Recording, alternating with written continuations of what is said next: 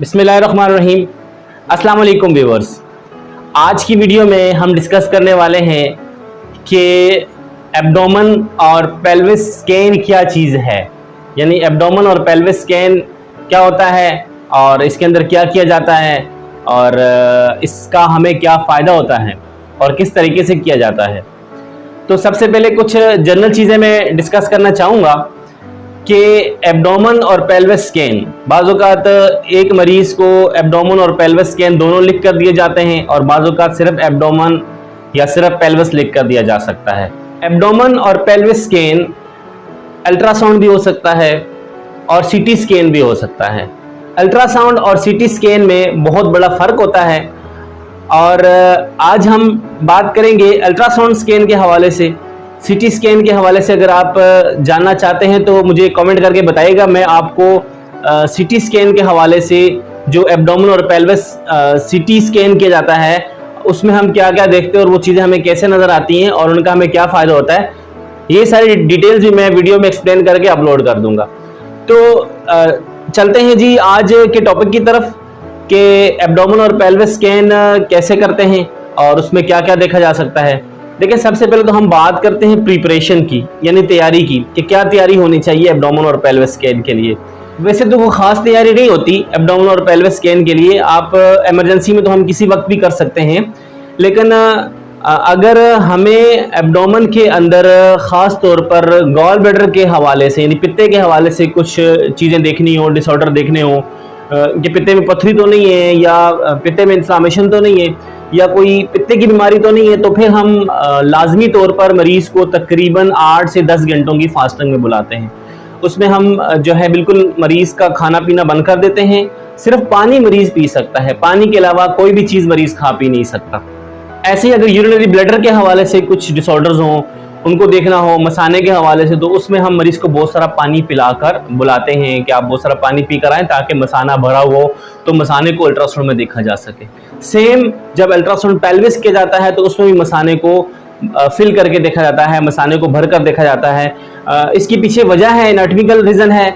जब urinary bladder full होता है तो ही फिर हम ऑर्गन्स को देख सकते हैं जो पेल्विस के होते हैं, या जो यूरिनरी ब्लैडर है हम उसकी दीवारों को देख सकते हैं। तो इसलिए हम मरीज़ को कहते हैं जी आप पानी पी कर आएँ और अपना पेशाब रोक कर आएँ। अच्छा, इसमें यहाँ पर एक पॉइंट मैं क्लियर कर दूँ, बहुत सारी जगहों से हमारे पास ये कंप्लेंट्स आती हैं, हमें लोग बताते हैं कि जी वो फ़लाँ जगह पे तो हम गए, उन्होंने तो पानी हमें पीने का नहीं कहा, हमें एक इंजेक्शन लगाया और उसके बाद हमारा मसाना भर गया और हमारा अल्ट्रासाउंड हो गया। देखें, जो इंजेक्शन मार्केट में इस्तेमाल किया जाता है इस वक्त वो इंतहाई गलत है। आप थोड़ा इंतज़ार कर लें, आप अपना टाइम वेस्ट कर लें, वेस्ट तो नहीं कहूँगा मैं इसको, आपका टाइम ये कीमती बनेगा, तो आप अपना टाइम थोड़ा सा वहाँ लगाएं और उसके बाद जो है आप पानी पीकर फिर आपको जब यूरिन अच्छे से आए तो फिर आप अपना अल्ट्रासाउंड करवाएं। और जो सोनोग्राफर्स हैं उनसे भी मैं यही रिक्वेस्ट करूँगा कि वो भी पेशेंट्स को इंजेक्शन ना लगाया करें। एक लाइसिक इंजेक्शन आता है मार्केट में, उसको लगाकर यूरिन का फ्लो बढ़ाकर मसाने को जल्दी से भरा जाता है, या टेबलेट देकर, तो बिल्कुल ऐसा नहीं करना चाहिए। ऐसा करने के बहुत सारे नुकसान होते हैं और उस वक्त तो मरीज़ को नहीं पता चलता, लेकिन बाद में मरीज़ को बहुत सारे नुकसान ऐसा करने से हो सकते हैं। अच्छा, अब एक और जो बड़ी मिसकंसेप्शन पाई जाती है कि हम पानी पी कर आए हैं घर से, या हमने पानी पी लिया, पूरी बोतल पानी पी ली। ये जो आपका यूरिनरी ब्लैडर होता है ये कोई टैंकी की तरह नहीं होता कि ऊपर से आपने पानी डाला और एकदम आपके मसाने में चला गया, बल्कि अल्लाह ताला ने एक पूरा सिस्टम बनाया हुआ है। उस सिस्टम के तहत पानी आपके मैदे में जाता है, मैदे से फिर वो आंतों में जाता है, फिर वो आंतों में ब्लड में एब्जॉर्ब होता है, फिर वहाँ से वो किडनी तक पहुँचता है, फिर किडनी उसको फिल्टर करता है, वहाँ से फिल्टर होने के बाद वो यूरिनरी ब्लैडर में जाता है। तो मसाना भरने में कम अज़ कम भी 1.5 घंटा तो नॉर्मल इंसान का लग ही जाता है। तो इसलिए आप जब भी एब्डोमेन और पेल्विस स्कैन करवाने के लिए जाएं तो ये दो बातें मद्देनज़र रखें कि आपका यूरिनरी ब्लैडर फुल होना चाहिए, और अगर आपको ऊपर के पेट में कोई प्रॉब्लम है, आप समझते हैं या आपका डॉक्टर समझता है कि कोई गॉल ब्लैडर का प्रॉब्लम हो सकता है, तो उसमें आपको लाजमी तौर पर फास्टिंग की ज़रूरत होगी। अच्छा, अब डिस्कस करते हैं कि एब्डोमेन और पेल्विस स्कैन में इंक्लूडेड क्या क्या चीज़ें हैं, कौन कौन से ऑर्गन्स को देखा जाता है।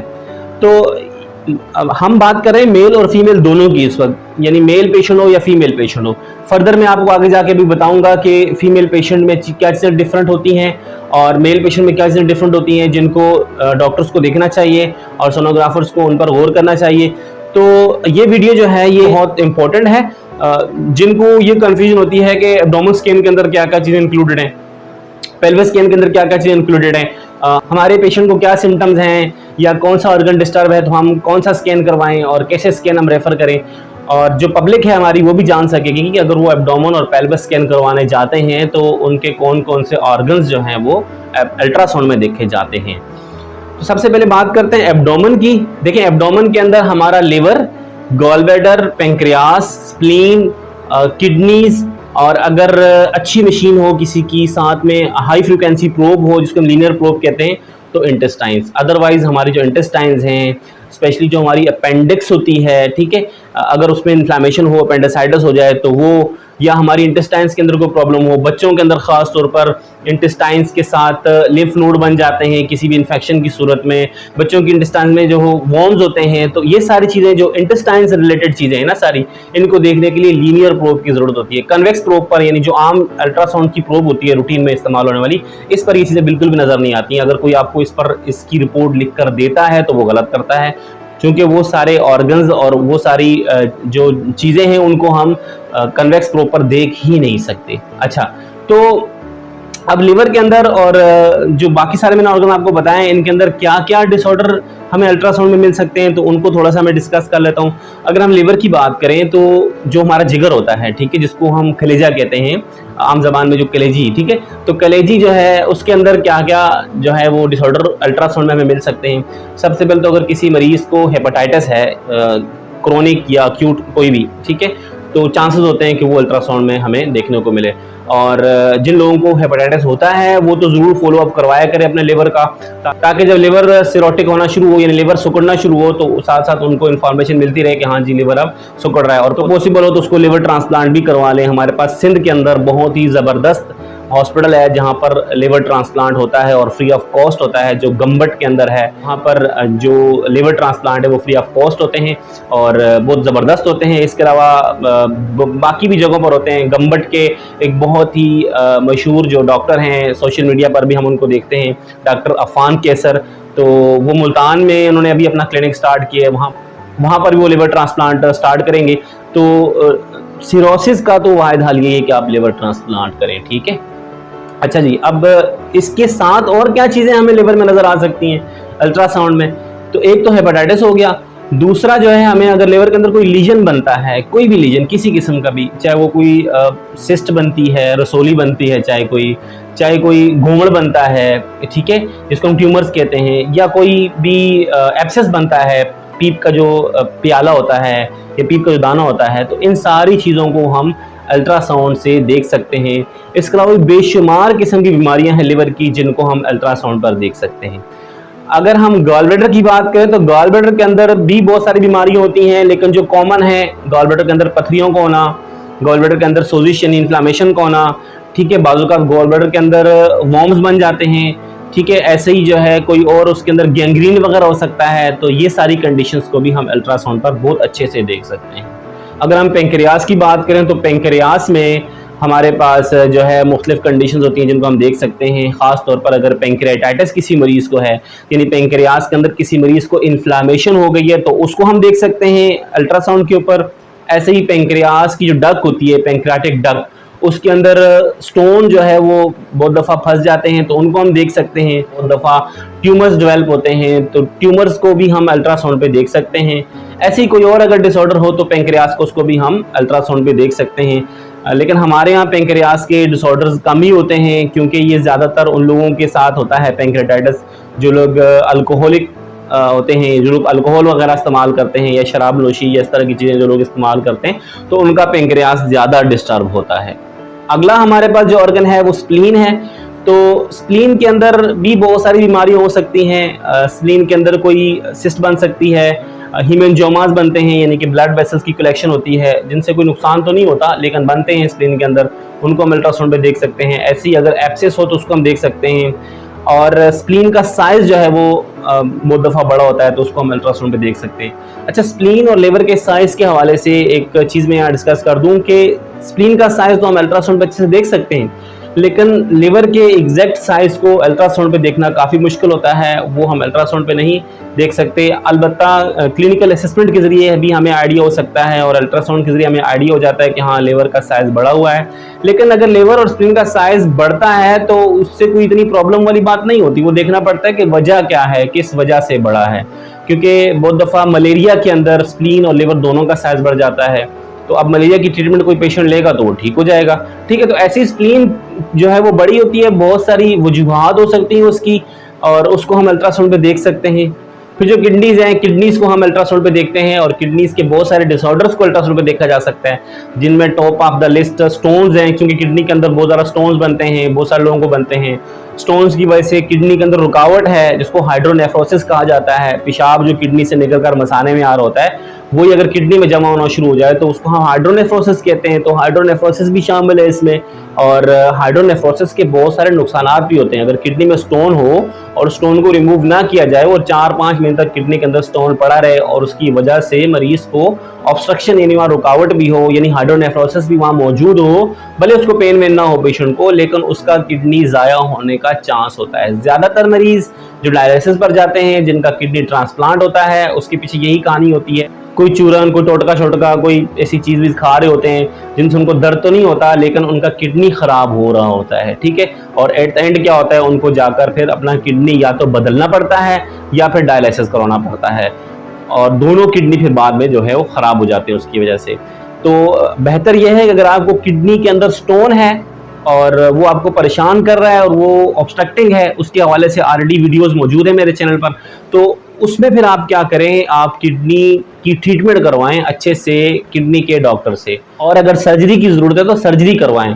क्योंकि अगर आप अभी सर्जरी नहीं करवाएंगे तो बाद में आपको या तो गुर्दा पूरा बदलना पड़ेगा या तो फिर आपको डायलिसिस की तरफ जाना पड़ेगा। तो इसलिए अगर आपको किडनी के स्टोन्स हैं ख़ास तौर पे, तो आपको बड़ा ध्यान देना चाहिए।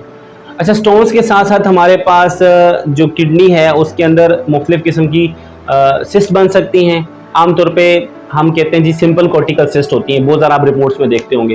तो जो सिंपल कॉर्टिकल सिस्ट होती हैं उनसे कोई नुकसान नहीं होता, अगर आप उनको इग्नोर भी कर दो तो कुछ नहीं होता, लेकिन वो सिंपल कॉर्टिकल सिस्ट हमें बहुत ज़्यादा मिलती हैं। ऐसे किडनी के अंदर एब्सेस हो सकते हैं, ऐसी और बहुत सारे डिसऑर्डर्स हैं जो किडनी के हमें मिल सकते हैं। तो किडनी इंक्लूडेड हो जाता है आपके एब्डोमेन स्कैन के अंदर, दोनों, ठीक है ना, दोनों किडनीज। उसके बाद हमारे पास जो ऑर्गन है वो यूरिनरी ब्लैडर है। यूरिनरी ब्लैडर के अंदर भी स्टोन्स हो सकते हैं, यूरिनरी ब्लैडर की दीवार मोटी हो सकती है। ऐसे लोग जिनको बार बार पेशाब आता है, जिनका पेशाब खुद से निकल जाता है, इसके लिए डॉक्टर एब्डोमेन स्कैन ही करवा देते हैं ताकि यूरिनरी ब्लैडर के साथ बाकी ऑर्गन्स भी देखे जा सकें। और इंटेस्टाइन्स का तो मैंने आपको बता दिया कि इंटेस्टाइन्स के अंदर हम जो है वो उसको लीनियर प्रॉपर ही देख सकते हैं, उसके अंदर मुख्तलिफ किस्म के वॉर्म्स वगैरह, वो सारी चीज़ें मैंने आपको डिस्कस कर दी हैं आपके साथ। अब हम बात करते हैं पेल्विस की। अच्छा, ये जो एब्डोमेन के हवाले से जितनी सारी बातें भी मैंने डिस्कस की है ना, इसमें मेल फीमेल दोनों का कोई चक्कर नहीं है। मेल के अंदर भी ये सारी चीज़ें हो सकती हैं, फीमेल के अंदर भी सारी चीज़ें हो सकती हैं, और दोनों का स्कैन किया जाता है इन सारे मकासद के लिए। अगर हम पेल्विस की बात करें तो पेल्विस में पहले मेल की बात कर लेते हैं। मेल पेल्विस के अंदर क्या होता है जी, यूरिनरी ब्लैडर होता है और उसके साथ प्रोस्टेट ग्लैंड होता है। जो लोग बड़े होते हैं, बड़ी उम्र के होते हैं, जैसी उनकी एज बड़ी होती है तो प्रोस्टेट ग्लैंड का साइज बड़ा हो जाता है। तो फिर क्या होता है कि मरीजों को बार बार पेशाब आने लगता है और बार बार पेशाब की वजह से वो परेशान होते हैं। तो प्रोस्टेट ग्लैंड के साइज को देखने के लिए फिर अल्ट्रासाउंड पेल्विस मेल पेशेंट्स के लिए किया जाता है। इसके अलावा कोई और खास पर्पज नहीं होता मेल के अंदर पेल्विस स्कैन का। और फीमेल के अंदर हम बात करें तो फीमेल के अंदर जो जेनिटल ऑर्गन है, स्पेशली ओवरीज और यूट्रस, इनको देखने के लिए अल्ट्रासाउंड पेल्विस किया जाता है।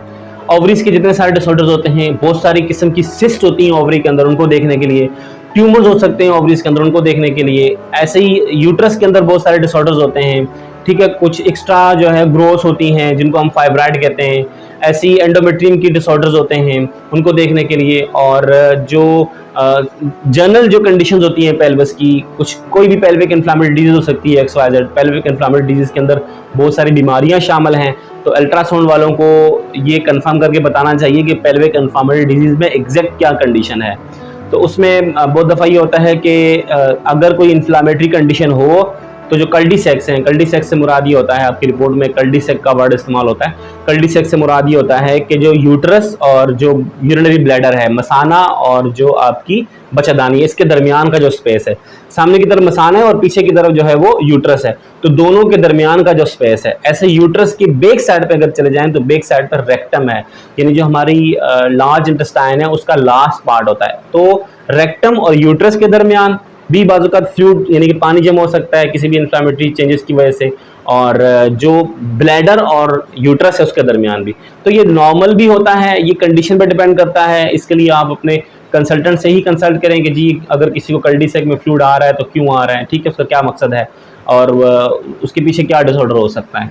फिर फिलोपियन ट्यूब जो हैं वो अल्ट्रासाउंड पे नज़र नहीं आती जब तक उनके अंदर कोई ऑब्स्ट्रक्शन ना हो, कोई रुकावट ना हो, वहाँ पर कोई प्रॉब्लम ना हो। फिलोपियन ट्यूब के लिए फिर हम स्पेशल किस्म का अल्ट्रासाउंड करते हैं या एक्सरे करते हैं जिसको हम HSG कहते हैं। वो अगर आप जानना चाहते हो तो उसके हवाले से भी मुझे कमेंट करके बताएं, मैं उसको भी जो है वीडियो एक अलग से बनाकर अपलोड कर दूंगा। कोई भी बात हो, कोई भी चीज़ आपने पूछनी हो तो मेरी सेम आईडी इंस्टाग्राम या नीचे आप कमेंट छोड़कर इंस्टाग्राम पर मुझे मैसेज छोड़ सकते हैं। आपकी जो भी प्रॉब्लम होगी हम कोशिश करेंगे कि उसको सॉल्व कर सकें। अगर आपने अभी तक मेरे चैनल को सब्सक्राइब नहीं किया तो सब्सक्राइब कर लें और बेल आइकन को प्रेस करें ताकि मेरी हर नेक्स्ट वीडियो का नोटिफिकेशन आपको मिलता रहे। Thanks for watching. अल्लाह हाफिज़।